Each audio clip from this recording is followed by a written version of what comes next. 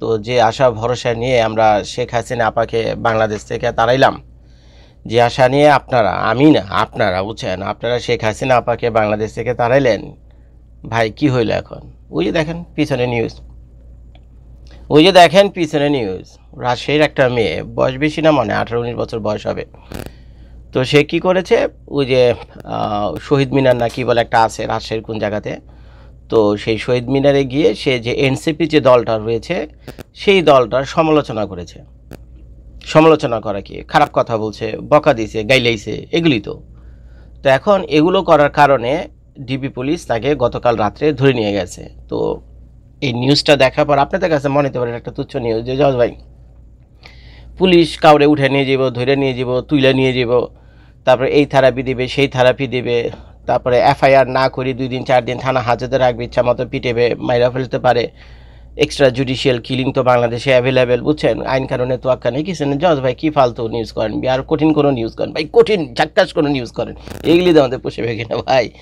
এইগুলো হলো সমাজের হলো ঘুণে ধর, মানে সমাজের যে ক্যান্সার না, সমাজে ক্যান্সার কিন্তু বাইরে থেকে আপনারা দেখবেন না, ক্যান্সার বাইরে থেকে আপনারা কখনো দেখবেন না, ক্যান্সার খায় হলো ভিতর থেকে, ক্যান্সার খায় হলো ভিতর থেকে। আর এই যে উদাহরণটা আমি দিলাম, শুধুমাত্র এনসিপি এই দলটাকে সমালোচনা করার কারণে, গাইলানোর কারণে এই মেয়েটাকে পুলিশ ধরে নিয়ে গেছে এবং তার বিরুদ্ধে রাষ্ট্রদ্রোহ মামলা হয়েছে, তার বিরুদ্ধে রাষ্ট্রদ্রোহ মামলা হয়েছে। তো এখন চিন্তা করতে পারেন, আমি যে বললাম না এটা একটা ক্যান্সার, একটু পরেই কাহিনী আমি ভিতরে দেখাচ্ছি, কাহিনীটাকে পড়ি, তারপরে বাকি আমার ক্ষোভের কথাটা আমি আপনাদের বলছি, আপনারা শুনেন। এই যে এখানে দেখেন, আপনি নিজেরই পড়েন, এখানে লেখা আছে জুলাই যোদ্ধাদের নিয়ে কটূক্তি করা সেই তরুণী গ্রেফতার। এখানে কিন্তু জুলাই যোদ্ধা লিখছে, কিন্তু ভিতরে গিয়ে দেখবেন সেখানে লিখছে সে এনসিবির পোলাপানদের সমালোচনা করছে। তো চলেন আমরা একটু ভিতরে যাই, এটা হলো NTV news, sorry RTV news. তো এখানে তারা লিখেছে, একটু পড়ি আমি, আপনারা আমার সাথে পড়েন। এখানে লেখা আছে জুলাই যোদ্ধাদের নিয়ে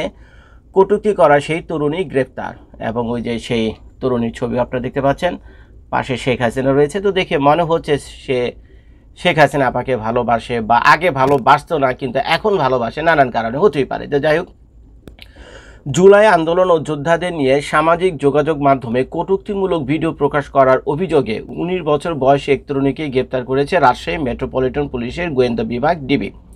গ্রেপ্তার হওয়া এই তরুণীর নাম শেখ মিফতা ফাইজা। তিনি নাটোর সদর উপজেলার দীঘাপাতিয়া এলাকার মোশাররফ হোসেন চপল শেখের মেয়ে। পুলিশ জানিয়েছে, সম্প্রতি রাজশাহী নগরী সিএনবি মোড় এলাকায় অবস্থিত জুলাই স্মৃতিস্তম্ভের সামনে দাঁড়িয়ে ফাইজা জুলাই আন্দোলন ও যোদ্ধাদের উদ্দেশ্য করে অশালীন মন্তব্য করেন। সেই বিতর্কিত ভিডিওটি রিল আকারে তার সোশ্যাল মিডিয়া অ্যাকাউন্টে প্রকাশের পর দ্রুত তা ভাইরাল হয়ে যায়। প্রাথমিক তদন্তে জানা গেছে, তার ফেসবুক এবং অন্যান্য সোশ্যাল মিডিয়া অ্যাকাউন্ট পর্যালোচনা করে রাষ্ট্রবিরোধী মন্তব্য সহ কিছু বিতর্কিত কর্মকাণ্ডে তার জড়িত থাকার প্রমাণ মিলেছে।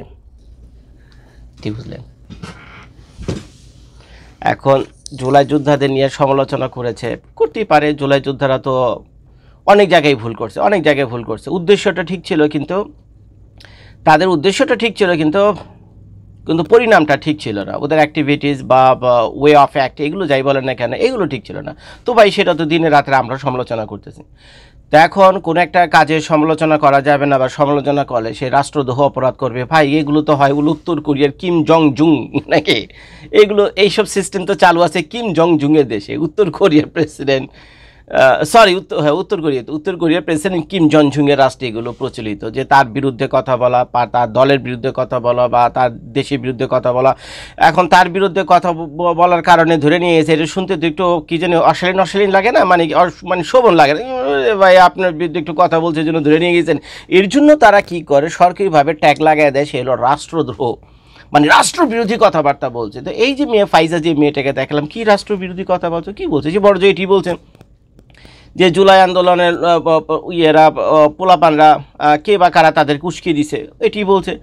তারপরে এইসব পোলাপানরা কারো না কারো কাছ থেকে পয়সা খাইছে, ডিপ স্টেট এখানে ইনভলভ ছিল, এটা তো সত্যি কথা, খুললাম এগুলো আমরা জানি, বুঝছেন। এই শুধুমাত্র জুলাই যুদ্ধরা সারা ঢাকা শহর আন্দোলন করে সরকার ফেলেনি, এর পিছনে গভীর খুব মানে কঠিন এক ডিপ স্টেট এখানে কাজ করছে।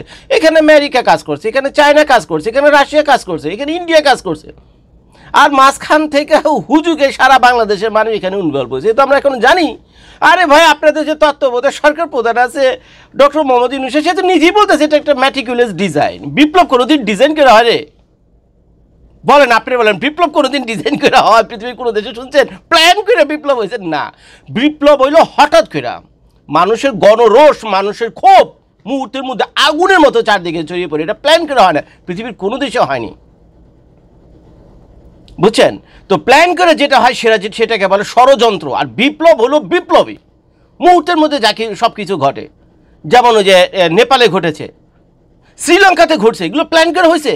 মানুষ বহুদিন গোড়া অত্যাচার সহ্য করতে করতে এক সময় সীমাহীন পর্যায়ে গেছে, মানুষ ক্ষোভে রাস্তায় নেমে পড়ছে, এগুলো প্ল্যান করা হয় না। তা আমাদের ডক্টর মোহাম্মদ ইউনূস সাহেব তো কদিন পরে গিয়া ওই ওয়াশিংটনে ক্লিন্টনের সাথে দেখা করতে গিয়ে বললো নি ইট ইজ ম্যাটিকুলাসলি ডিজাইনড, এবং তাকে সেই ডিজাইনার কে ছিলেন মাহফুজ ভাইকে দেখা দিল, দেখছেন না? তো এগুলো তো আমরা এখন জানি, কি আর করা, চুপচাপ রয়েছে। এখন এই মেয়েটা যদি এগুলো নিয়ে সমালোচনা করে কথা বলে, বা যেগুলো হলো জুলাই যোদ্ধাদের বিপক্ষে যাক বা পক্ষে যাক, বা এনসিপি দলটার বিপক্ষে যাক বা পক্ষেই যাক না কেন, তাহলে কি ভাই সে রাষ্ট্রবিরোধী অপরাধ করে ফেললো? কেমনি? তো এই হলো বাংলাদেশে অবস্থা, বুঝছেন? এই যে ডক্টর মোহাম্মদ ইউনূস আছে, কত আশা ভরসা নিয়ে আপনারা বসাইছেন না? শেখ হাসিনার আমলে আপনারা কথা বলতে পারতেন না, ছাত্রলীগের বিরুদ্ধে কথা বললে, আওয়ামী লীগের বিরুদ্ধে কথা বললে রাষ্ট্রদ্রোহ মামলা। শেখ হাসিনার আমলে রাষ্ট্রদ্রোহ মামলার কয়জনের বিরুদ্ধে হয়েছে?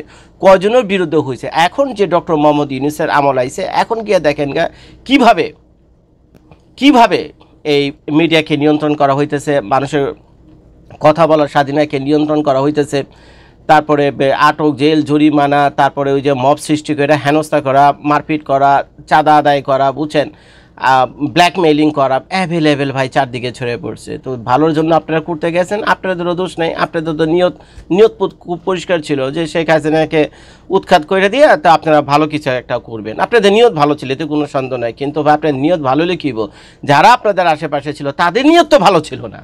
আপনার আমার নিয়ত না হয় ভালো ছিল, আমরা আরও ভালো কিছু চাই, বাংলাদেশ, সিঙ্গাপুর, কানাডা হয়ে যাক। হ্যাঁ, খুব সুন্দর লাগে এটা শুনতে, তাই না? খুব ভালো লাগে, স্বপ্ন দেখতে খুব ভালো। সেই স্বপ্ন নিয়েই তো আমরা এই কামান ট্যাঙ্কের সামনে গিয়ে দাঁড়াইছি। কিন্তু ভাই আমাদের নিয়ত ঠিক থাকলে কি হবে, কিন্তু যারা আমাদের আশেপাশে ছিল তাদের নিয়ত ঠিক ছিল না, তো যার ফলে তাই হয়েছে। এখন তারা যাতে নির্বিঘ্নে লুটপাট করে বাংলাদেশে খাইতে পারে, শুধু খাইবই না, তাদের আবার মান সম্মানও দরকার।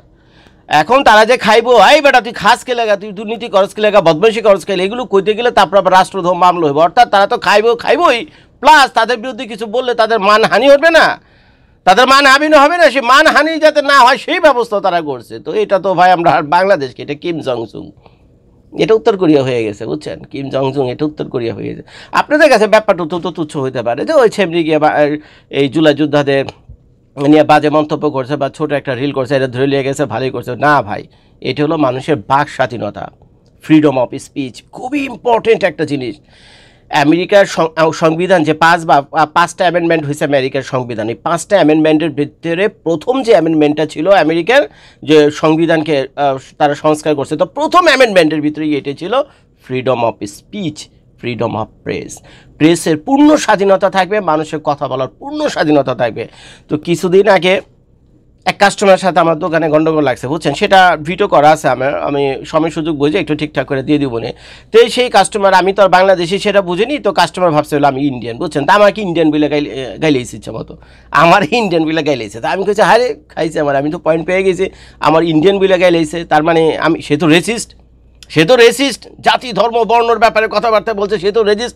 লগে আমি পুলিশে কল করছি, 2 গাড়ি পুলিশ আইছে, আমি পুলিশের কাছে বিচার দিয়েছি, এই ছাড়ারে ধরো, এই ছাড়ারে অ্যারেস্ট করো, ওকে আন্দার করো। কি করছে এই ছাড়া আমার ইন্ডিয়ান বলে গাইলে ইচ্ছা মতো, ছাড়া তো বুঝিনি আমি বাংলাদেশি, ছাড়া তো আমার জিজ্ঞাসা করেনি, আমার চেহারা সুরত দেখে সে মনে করছে ইন্ডিয়ান, আমি তো আর কিছু বলিনি।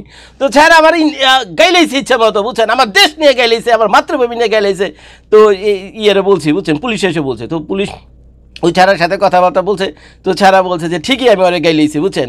সমস্যা তো হতেই পারে, ভালো মন্দ কাস্টমারের সাথে এই কম বেশি হয়। তো এখন পুলিশ এসে আবেশে বলতেছে যে না, তোমার এই অপরাধে তো তাকে ম্যারেজ করতে পারবো না। আমি বলি কে লেগে পারবে না, ওই তো বর্ণবাদ, ওই তো রেসিস্ট, অ্যারেস্ট করো রে, ধরো। তো পুলিশ বলতেছে না, অ্যারেস্ট করতে পারবে না, কারণ তোমার ওই যে বাক স্বাধীনতা, ফ্রিডম অফ স্পিচ, আমেরিকার কনস্টিটিউশনে যে ফার্স্ট অ্যামেন্ডমেন্ট আছে ওইটাই ফ্রিডম অফ স্পিচ, ওর কথা বলার স্বাধীনতা আছে। তুমি যদি কালা হতে তোমাকে কাইলা বলবে, তুমি যদি অন্ধ হও তোমাকে অন্ধ বলবে, তুমি যদি হাঁটতে ঠিক মতো না পারো তোমার ল্যাংরা বলবে, তুমি যদি ইন্ডিয়ান বাংলাদেশি যাই হোক না কেন, খচ্চর মার্কা বাংলাদেশি, বুঝছেন, এইগুলো যদি বলেও না, কথার কথা বলতেছি, তোমাকে যদি একটা বাংলাদেশ নিয়ে তোমার একটা খারাপ গালিও দেয় না, তারপরে আমি ওকে অ্যারেস্ট করতে পারবো না। কেল্লাকে অ্যারেস্ট করতে পারবো না, কারণ it is his freedom of speech, এটা তার কথা বলার স্বাধীনতা। কেমনে অ্যারেস্ট করবো আমি? This is constitution. পুলিশ আমাকে এগুলি বইলে উল্টা আমার ধমকে টমকে গেল, আমার ওর বইলা গেল যে তুইও গাইলে নিয়ে গেলে, তুই গাইলা, ও তোর ইন্ডিয়ান বাংলাদেশি বইলা গাইলেছে, তুই আমেরিকান বলে ইচ্ছা মতো গাইলা, ওরে গাইলা গাইলিতে কোনো সমস্যা নাই, কিন্তু কেউ কারো গায়ে হাত তুলতে পারবে না। তো তখন আমি বুঝলাম সে ফ্রিডম অফ স্পিচ, ভাই কী কাহিনি।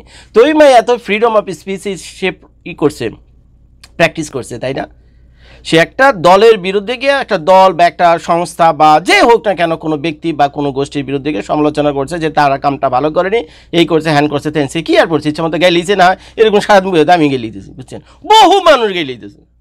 এখন কি ভাই সবের ধীরে ধীরে নিয়ে গিয়ে আপনি কি জেলখানায় ভরবেন এবং প্রত্যেকে বিধে রাষ্ট্রদ্রোহ মামলা দিবেন?